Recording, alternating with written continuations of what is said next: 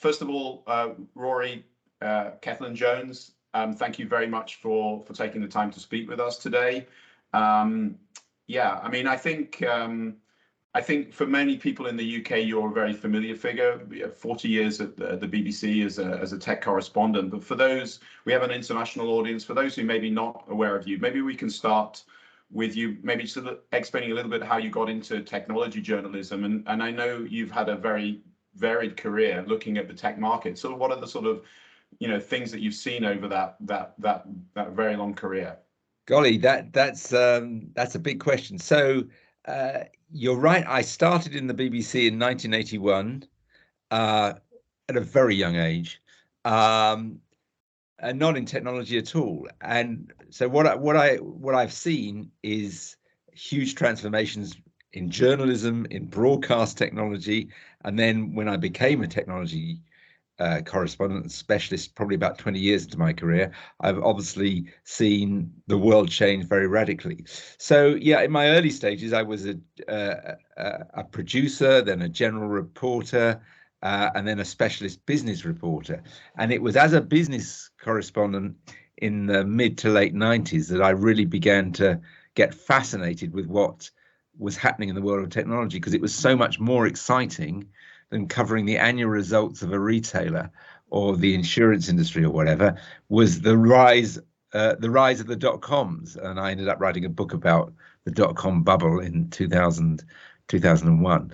And eventually my bosses decided, listen, you're spending most of your time covering technology. Why don't we call you technology correspondent? So I came at it from the financial end, and quite humble, frankly, about my lack of a scientific background. I know, Andy, you did maths at Cambridge. Some years before you, I was doing French and German and medieval French literature and so on, which maybe not a great preparation in some ways for doing technology, although translation turns out to be the key skill in reporting on technology, trying to explain incredibly complex subjects to a mass audience so that they will understand it. And yeah, I spent I wasn't officially technology correspondent until 2007, and for the next 15 years until I left the BBC, I was lucky enough to witness a huge transformation, because the very first story I did, the first big story I did, was being present in the room where Steve Jobs unveiled the iPhone. Oh, wow. And that fired the starting gun for what I would define as the smartphone era, and a huge number of things have flowed from that. And of course, that was an input to your latest book, Always On, as well, which is very much about how that then has changed as well. You are very much an always on guy, right? I mean, I am terribly addicted to my smartphone and to social media, probably dangerously so. Yeah. Coincidentally, I was doing a big interview yesterday at a book festival with the man who led the team that built the iPhone and the iPod before it, a guy called Tony Fadell. So that's all very much on my mind. That's the huge impact of that technology. Absolutely, yeah. Actually, I saw that post because I'm also addicted, and I do follow you as well. And in fact, actually, that was sort of my next question. Is this is the interesting thing? I mean, we've never met, and we're meeting now via video, but I almost feel like I know you because of your postings on Twitter. You obviously, your musings on technology.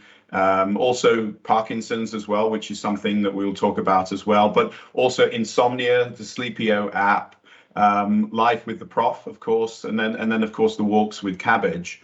And now you have a new dog, I can see. So we didn't have a new dog. We borrowed a dog. Oh, you borrowed a dog. Oh, sorry. We were staying with family in Hay-on-Wye for the Hay Literary Festival, and my wife's cousin has two lovely Labradors. A Labrador and a golden retriever, and we took them for walks by the river early in the morning, and it was a great reminder. We lost our dog earlier this year, and we really miss her. And I'm thinking about getting another dog, but it was a great reminder of Yeah. wonderful dogs are. Yeah, absolutely. Yeah, I met one this morning on my walk. I don't have one. So social media, what do you get out of it personally, and what are the things you would like to change about social media? Again, a huge topic. Well, so I talked about the smartphone era kicking off in 2007, and that whole period was remarkable in terms of how much began at that stage. If you think 2004, Facebook began, 2005, YouTube began, 2006, Twitter began, 2007, the iPhone came along, and all of those together created this extremely powerful force. And I dived in, as you know, probably even then an older person getting involved in social media, but really embraced it, and saw at first nothing but good in it. I mean, Twitter in particular, I still get huge value from, both as a networking tool, a news wire, a research tool.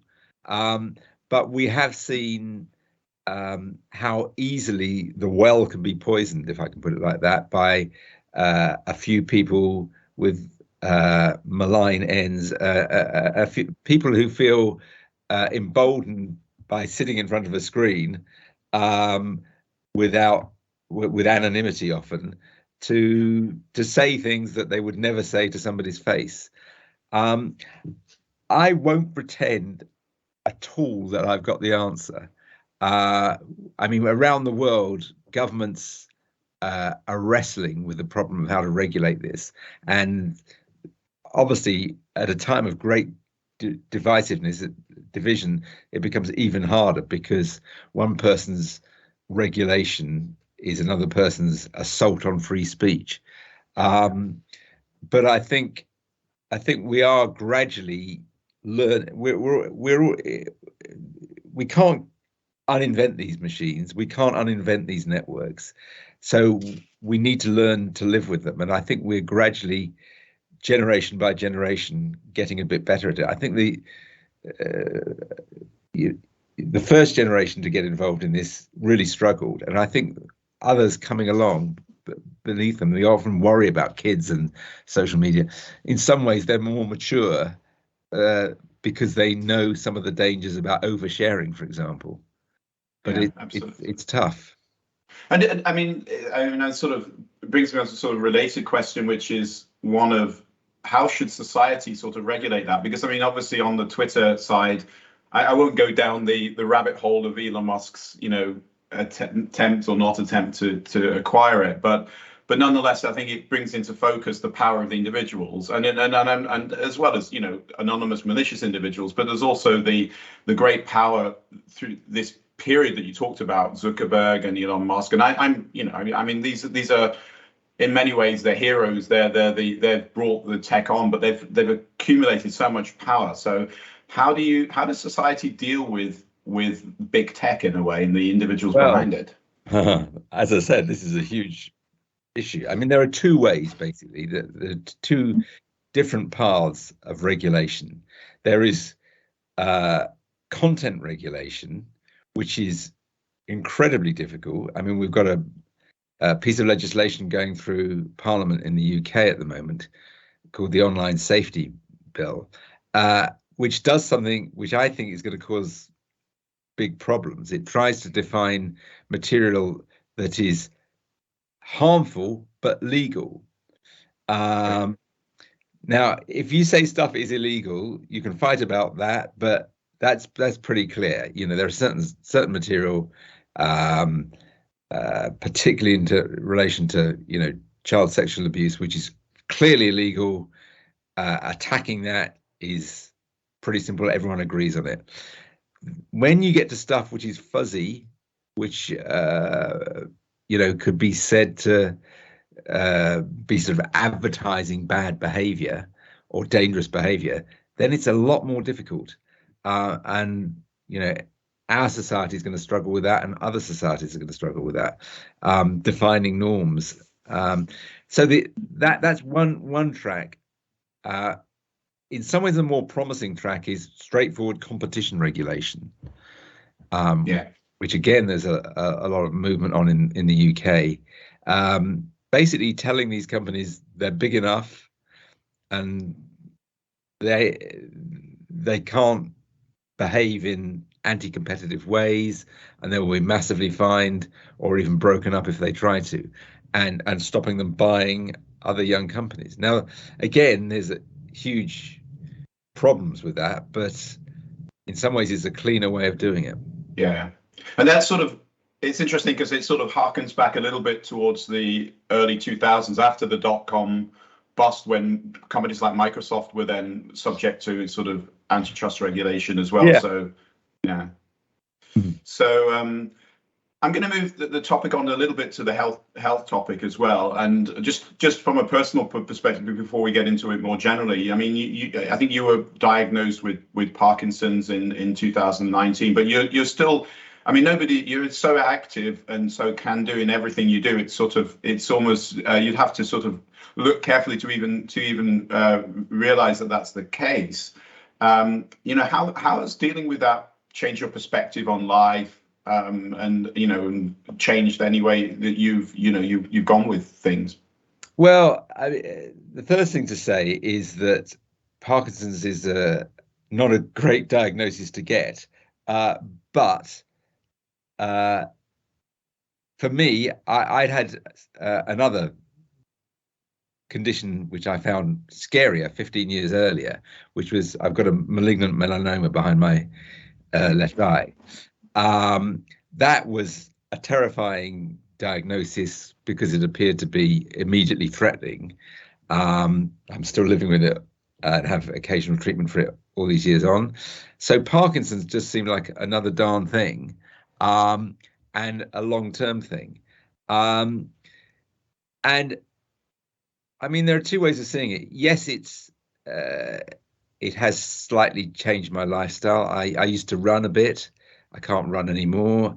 I've got a lot of weakness on my right side. My typing is terrible. This arm is really weak.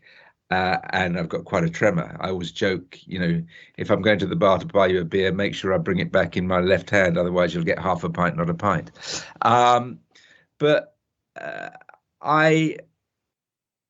So I'm three and a half years into my diagnosis, and I'm pretty steady state, it feels to me. I'm getting slightly worse, but not radically worse. So I'm reasonably cheerful about it. It is, I mean, there are, as well as the physical effects, there's a mental impact there. I think you mentioned I suffer from insomnia. Me too. I did have, quite severe depression for periods in the year after I was diagnosed.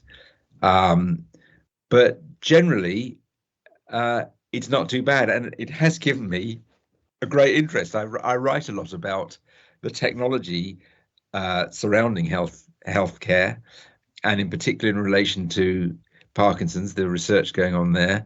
And I've met some fascinating people who both have Parkinson's and are great campaigners for better treatment and are much more knowledgeable about it than I am. So it's had some upsides.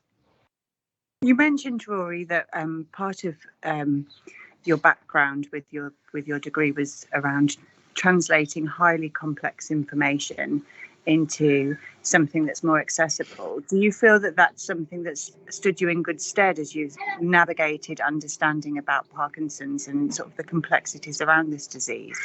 Yeah, well, I mean, I'm a journalist still, by temperament. I'm always trying to sort of get people to speak in, what I regard as English rather than jargon. And in every field you go into, I mean, I had this when I was covering business and finance. We were trying to explain, the stock market to a wide audience. And there's a lot of technical terms there, which we tried to eschew. The world of medicine and the science of medicine is similarly or sometimes more jargon ridden.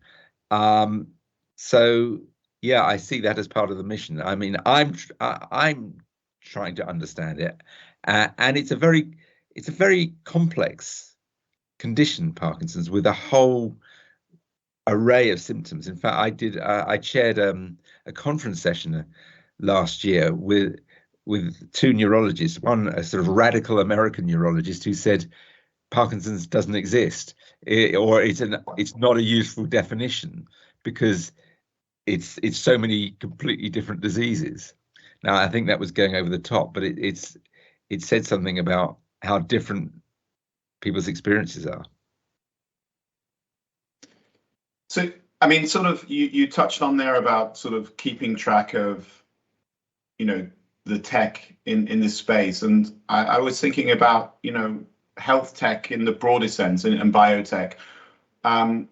As society ages, the need to think differently about how we deliver healthcare is obviously going to get bigger and bigger. So, how radical should we be thinking about healthcare and wellness in the future? I mean, you talked about, the way the smartphone has changed the way we interact in our sort of day-to-day lives.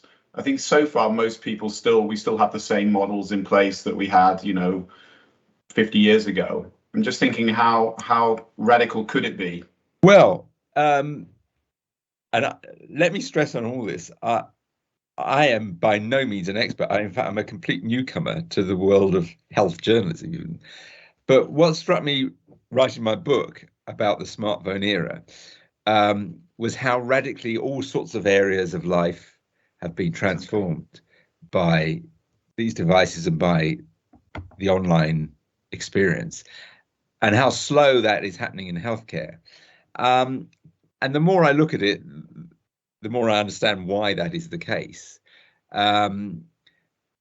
Because change takes time. And the health world is not like any other world, there needs to be far greater caution. I mean, one of the great examples is the Theranos scandal, where a startup company in Silicon Valley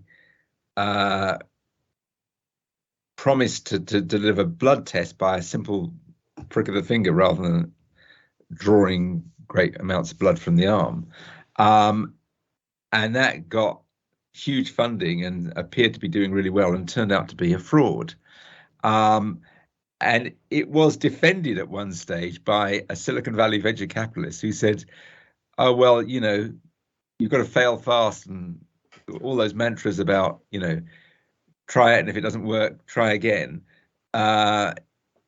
which kind of completely ignored the fact that that's fine if it's a games app or something like that, or a shopping app. It ain't fine if it's somebody's health.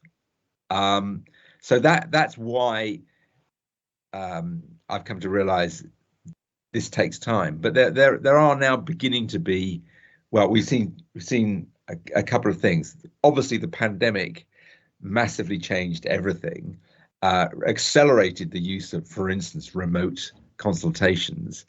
And then there are big experiments going on with wearables, particularly in the field of Parkinson's. Parkinson's is really difficult to measure.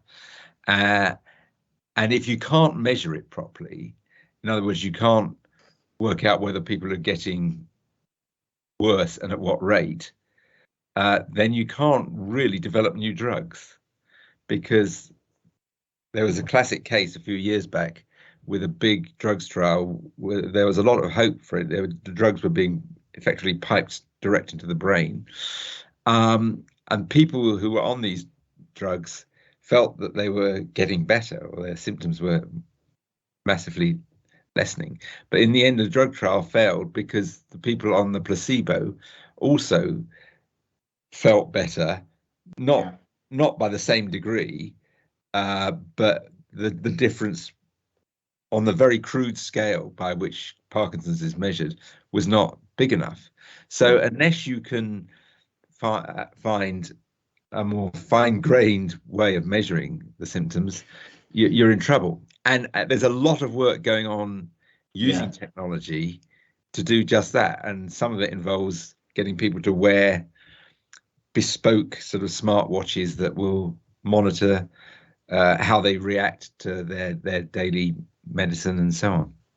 Yeah, and it's interesting as well, because it's actually something that we sort of feel strongly about, is that, I mean, you talked about the fact that you had a pre-condition, another condition, but and then you talked about the professor in the US about, is Parkinson's one disease or many diseases, and I mean, I'm interested in more from a mathematical perspective. Sometimes I look at the ICD database of diseases, and it's huge, but yet it's even more complicated than that, because everybody has an individual set of circumstances. They have multiple conditions, and so even the way we describe diseases today is still a kind of a simplification. Everybody's presenting. So I don't know whether tech means that we'll be able to get a more individualized sort of view of what's going on in a person's body. Well, in theory, yes. Whether we'll be able to deliver, personalized treatment in response to that is another matter. I mean, I do find it interesting that there's a lot going on in Parkinson's and a lot of science being tried out. But actually, the experience of being a Parkinson's patient is you see your consultant every 9 months. Well, it depends. Some people every 4 months. Sometimes, it's going to be a year. And every time I see my consultants, the two I've had have both been absolutely great. But every time you see them, they tweak your medication, and then you come back 9 months later and they tweak it again. And it's the absolute opposite of the kind of world which these devices might bring in, which would fine grain, instantly or within a few days how your medicine should work. Yeah, exactly. So, I mean, sorry, Laura, did you want to? Sorry, I did. I thought Rory's point about trust was really interesting. You mentioned the example of the Silicon Valley company that was fraudulently operating, and just really thinking about how healthcare is such a foundational industry, and the need for trust between patient and clinician and all of the different groups. I just wondered what your experience or thoughts were about as other sort of technology companies take a commercial interest in healthcare provision, obviously building on what is a much more of a commercial experience in other countries other than the US, for example, but just in terms of information exchange as much as delivering products. Well, now this is an interesting area because it brings us on to the question of data and privacy, where I have a bit of a bee in my bonnet. I completely understand why people are very worried about the privacy of their medical records, and B, are concerned that big tech is going to get hold of them and do bad things with them. But I think that the panic over those issues has got so great that it's really impeding progress. I mean, we all know about care.data years ago, which was a flawed scheme and didn't work, the digitization of medical records. Then last year we had the attempt to share all GP records for research, and that was called to a halt over, probably justified to some extent, privacy concerns.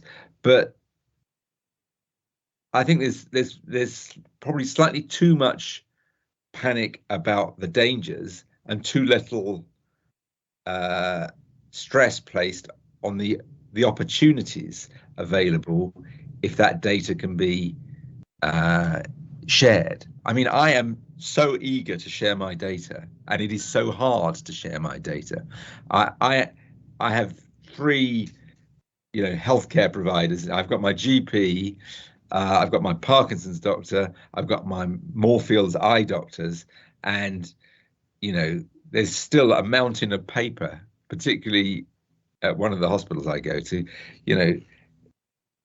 Doctor arrives with a great big folder flicking back and forth, and that data is not shared with or not shared effectively with my GP, and certainly not shared with my Parkinson's doctor. And there may be links between the two. So there's an awful lot of paranoia in the NHS about privacy and data, and I think the debate has got a bit too skewed into the sort of uber privacy direction. So in a way, we've had a big campaign over the last decades around organ donation, but in many ways we should be kind of encouraging people to share data for research purposes. Then I think would be it should, rather than be some threat, it should be an opportunity. Yeah.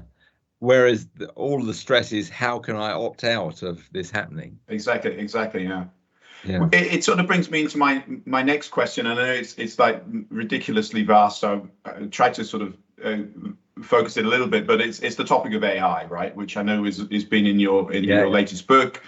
Obviously, a lot in a number of contexts, not least self-driving cars, but in the context of healthcare, there's also been a heck of a lot of work done, and we've talked to lots of other startups that are pioneering diagnostics and treatments using AI. So how sort of optimistic are you about using that data and then using AI to sort of again change the way medicine is delivered, or new treatments, new diagnostics?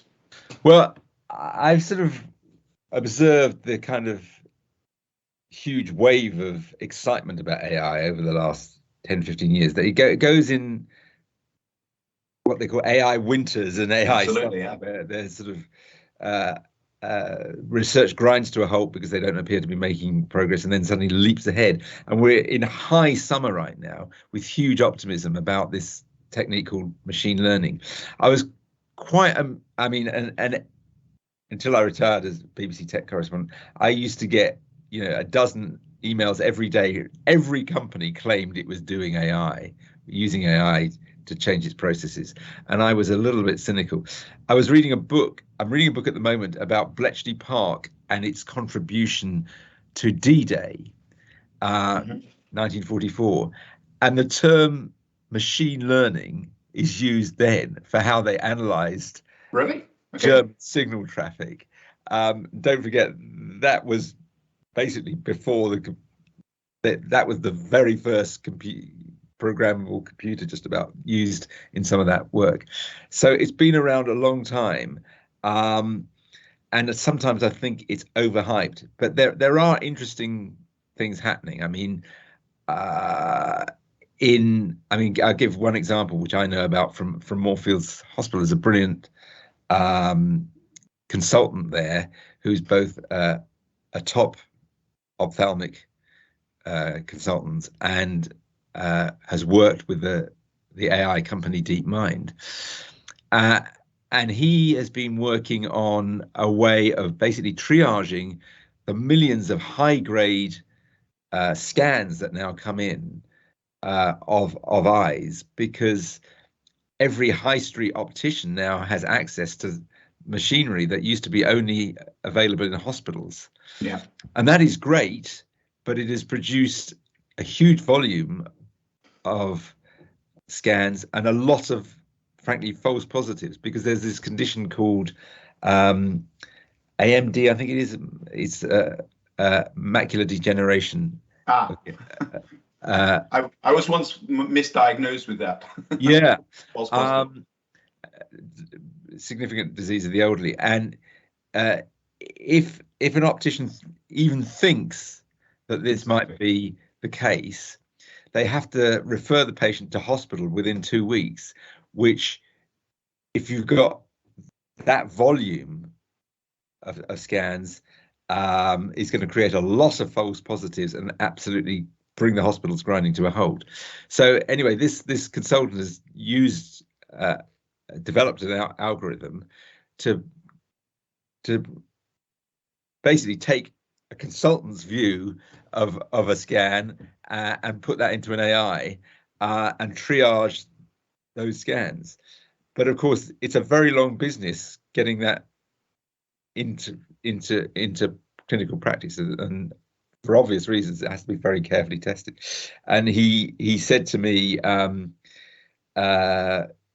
idea to code is quite short. Code to clinic is very long. In other words, it ain't that difficult to actually, well, for brilliant people to come up with these ideas and to turn it into a theoretical possibility, but actually putting it into practice in a hospital takes a hell of a lot longer. Yeah, I mean, I think the area of diagnostic is fascinating, and the idea as well that you know, we work with some researchers in Zurich, and a lot of what they do is looking for quote unquote biomarkers. They're trying to, even using language, trying to detect signals in behavior. It's a early stage technology, but I guess we may get to a point, you know, sometime in the future. Like you said, AI is a funny, fickle creature. So you get this big rush and then you come against a wall. But certainly moving into a world where, yeah, all this data may change the way that diagnostics is done. You mentioned, Rory, there about the sort of substantive changes in healthcare and all of the developments. I just wanted to hear a little bit about your thinking in terms of first world countries really sharing these developments with developing countries and communities around the world to augment healthcare provision globally. Well, in theory, that should be a great leap forward. I mean, smartphones in general are seen as a sort of a great, you know, development technology. But how much it's happening, I'm not sure. I've heard lots of theories of, you know, for instance, remote surgery, remote consultation, you know, bringing expertise. And let's not all see this as, you know, developed to developing countries. Within developing countries, where you've got, you know, if you think about India, you've got huge amounts of medical expertise, but possibly not reaching rural areas. The technology, once the networks are properly rolled out, could speed that up quite a lot. You know, from Mumbai to, I don't know, some backwater where they don't get regular access to medical help. But I think there's a lot of talk about it and possibly not so much delivery. And it, in terms of, you know, developed countries helping others, developed countries are all somewhat obsessed with the economics of their own healthcare systems at the moment. And well, we can certainly see this in the UK. Absolutely, and I think also the other way of what we've learned during COVID is the importance of picking up information and data from perhaps rural or sort of more detached communities because of the effect that it has on the global community's health, and the importance of that connectivity that we had to come to terms with. But I mean, there are two sides to this, of course. I mean, at the end of my book, I kind of reflect on the good and bad from the pandemic in terms of what that says about technology. The good side being the technology made us able to go on doing things that would have been impossible 20 years ago. You know, learning, shopping, working, and so on. The bad thing is, and what somebody called the infodemic. There's a huge battle. There's a lot. We had a lot more information, a lot more data, but a huge battle over what was true and what was false, and you know, quite a in some countries quite a lot of very fake information spread about things like vaccines, and spread much faster. Absolutely. Thinking about your own sort of health journey and your health experience, what have been the things that have been most helpful to you in terms of support, and also thinking perhaps about your family and loved ones as well, in terms of how they've looked for information and insight? Well, I think for me, what's been interesting is how much I've learned from, not from the medical community, but from other people with the conditions. And I think my wife would probably say the same, that we're, and again, this is a double-edged sword. We're moving away from that very kind of doctor as the great prophet who hands down information, and you're just grateful as a patient to catch their attention, even, to a much more sort of equal relationship, supported by, you know, networks of informed people. And that's great if you do have a network of informed people, which I believe I do. I'm meeting lots of people who know a lot about Parkinson's that have got it and sharing information. But again, we come back to the misinformation thing. If you're in some Facebook group with supposed experts, then that's not so good. And I mean, all doctors know what I think I've written about this at some stage, what it's like to be confronted by Dr. Google. You know, somebody arrives for a consultation appointment with sheaves of paper that they printed off from the internet about their condition, which may be complete baloney. So there's a battle over authority here, and it's good in some ways that doctors are being challenged, but I feel for them too when they're challenged by people who frankly don't know what they're talking about. How much experience have you had as you've been sort of having these conversations with your doctors in terms of sort of holistic support? I was really struck by your description of very many aspects of symptoms around Parkinson's and all of the different specialties that might feed into knowledge about that. How much do you feel that you've sort of been served by a broad range of clinicians and potential?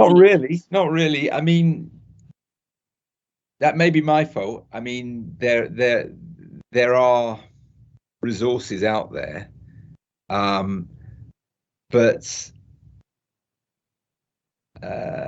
I think you have to be quite active to go and search them out, and maybe I haven't. And as I said, it's partly the fact that Parkinson's seems this kind of long-term thing without the urgency of, you know, when I had the eye cancer diagnosis. I'm sure there are resources. Navigating your way around them, not so easy. I mean, the interesting one is around insomnia, where I have definitely, because I was interested in writing about it, I have found out a lot about it, and I'm actually in the middle of a course which seems to be working. Sleepio, I think, isn't it? The Sleepio. Yeah. Do you, I mean, should we discuss that? That's an. I would love to. Yeah, tell me about it. I've not tried it. I suffer from insomnia as well, so maybe I should try it. But how is it working out? Well, my insomnia, I think, is definitely a symptom of Parkinson's, or it seems to be very common amongst people who've got Parkinson's, because it's certainly got pretty intense during the last couple of years, and it's not about whether I fall asleep or not. I fall asleep usually pretty easily. It's waking up at 2, 3, 4 in the morning and not being able to get back to sleep, and your mind racing and so on. And I eventually started writing about this, and people got in touch with all sorts of brilliant suggestions, some of them not so good. And then I discovered that the consensus amongst the sleep science community, and it's pretty advanced research going on in this area, was that something called cognitive behavioral therapy for insomnia delivered online was a good answer. And I got myself on an app called Sleepio, which can now be prescribed on the NHS. And I'm about just over halfway through my course in that. And how does it work, actually? Because I've seen you posted, but I've not tried it. So it seems quite simple in some ways, but what you're effectively getting is, in the real world, you can go and see a cognitive behavioral therapist, and they will give you advice. That is delivered via an app. So there are 6 weekly sessions of advice from a cartoon doctor called the Prof. Okay, that's handy. But crucially, you are filling in every morning, and I'm completely, do this within an hour of waking up, a very detailed sleep diary. What time you went to sleep, went to bed, how long it took to go to sleep, and so on and so forth. And that sleep diary personalizes the advice you get from the doctor. Okay. And about halfway through, you get to this crucial point, because a lot of the advice at first seems pretty obvious. It's about not having caffeine late at night and having a dark bedroom and not too much sound from outside, which is kind of fine, but obvious. But halfway through, there comes this moment when they basically ask you to set a window for sleep, and it's counterintuitive because it's quite a restricted window. For me, it involved being in bed for only 6 hours. So okay. I go to bed at 11 and in theory get up at 5, which might sound not enough, but actually when I started doing that a couple of weeks ago, that was good for me. I was nearly always up by 5 anyway. Mm-hmm. And it was slightly later going to bed than I normally went. But the key thing is that in that window, you don't get into bed at 11 and read for a bit or watch a bit of TV and then nod off. You do any of that before you get into bed in another room. You get into bed, turn the lights off, try to go to sleep. And then if you wake in the night, if you're awake for more than 15 minutes, you get up and go to another room and read or listen to music until you feel sleepy again, and then go back. Okay. And what they're trying to do is associate your bedroom with sleep. Yeah. Because after a while, if you're an insomniac, you associate being in bed with being awake. Yeah. They're trying to break that link. And do you? I mean, when you get up, for example, I mean, do you? I mean, I sometimes go on social media, which is probably not the thing that I should be doing in the mornings, particularly if I'm in bed. But how do you get the habit sort of to do this? Because it sounds very sensible. Yeah, I mean, it is. A lot of it is just kind of common sense, but it worked quite slowly. So this last week, I've noticed a marked improvement. My average sleep has gone up from about 5 hours to 5.5 hours, which is an appreciable difference. And the quality of the sleep has improved, and what's called sleep efficiency. So that's one of their targets. Sleep efficiency is the amount of time that you're in bed and asleep. Okay. And the target is 90%, and I actually hit 92% last night, which was a new record. Okay. And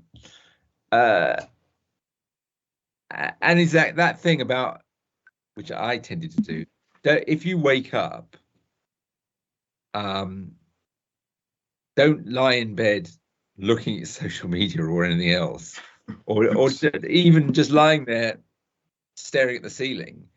If you've been awake for more than 15 minutes, get out of bed, go and read a book, listen to some music.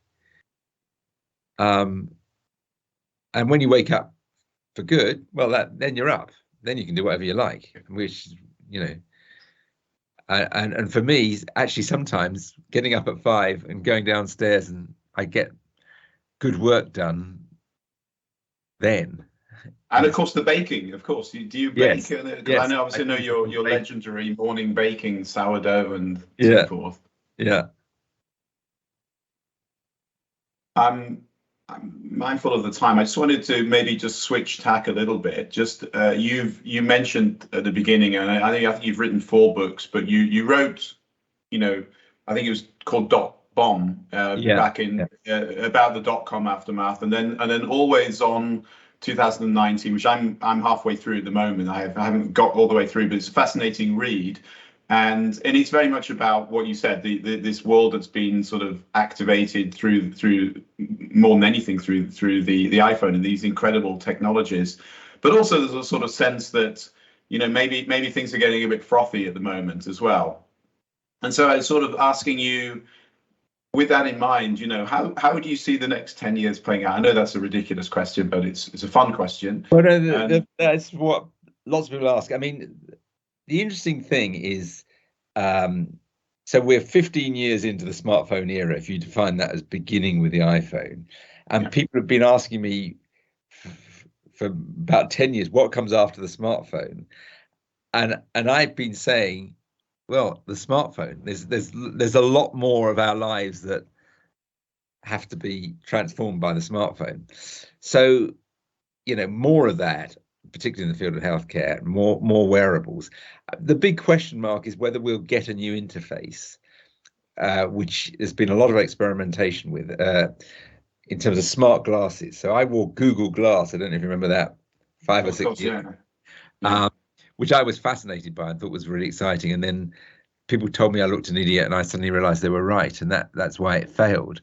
But there are companies, notably Apple, thought to be working on revolutionary new interfaces, an interface in a contact lens, for example. So there's that coming up. And there's a lot of talk about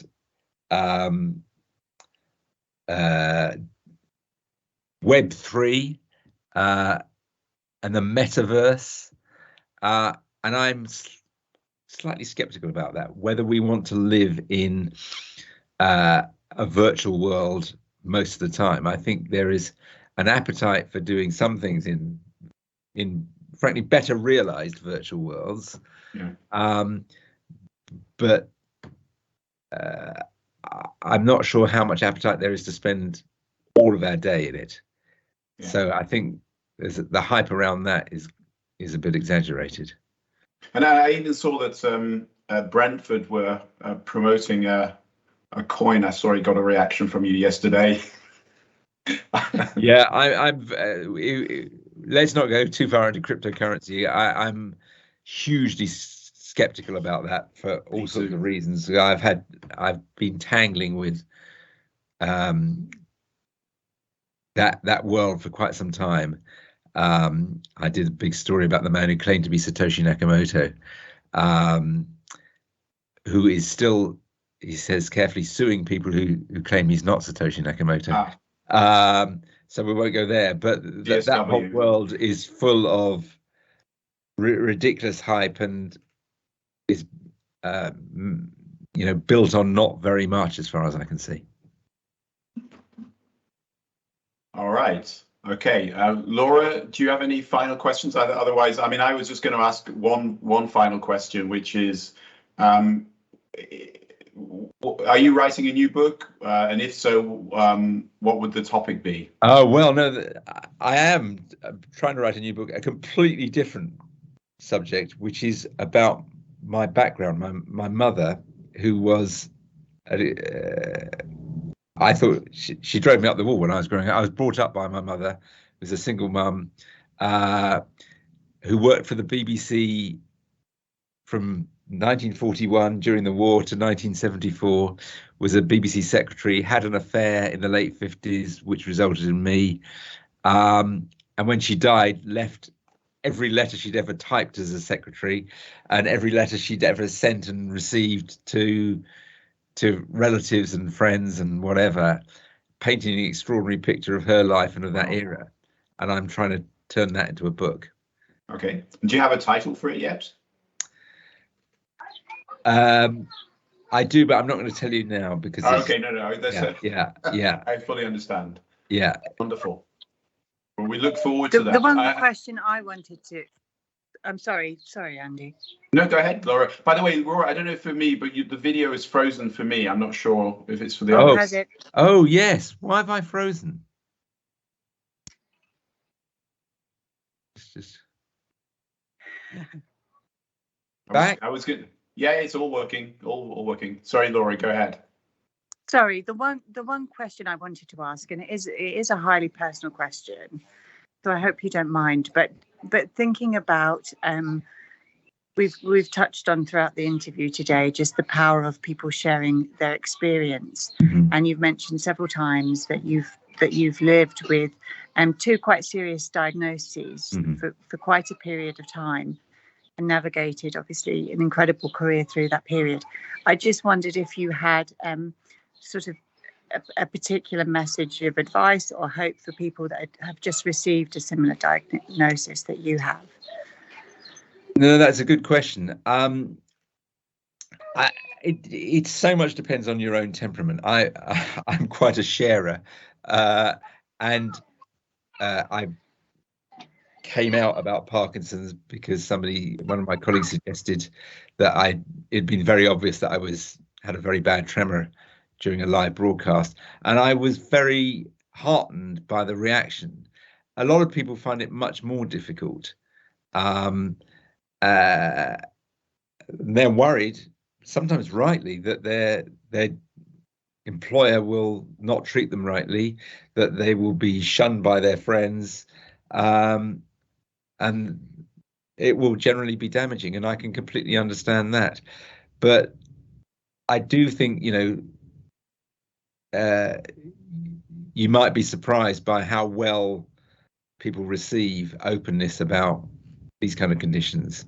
And what really gratifies me, I had proton beam therapy on my eye the same year I was diagnosed with Parkinson's, and it's a very rare condition and quite a specialized treatment at one center in the Wirral.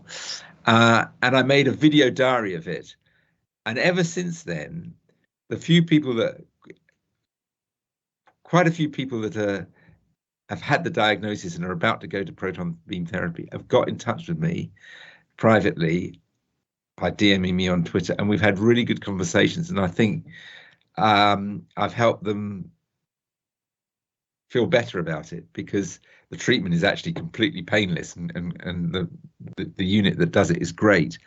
And I'm pleased that openness there has resulted in good communication. Fantastic. Well, thank you very much. It was a wonderful interview. Thank you very much for your time. Thank you.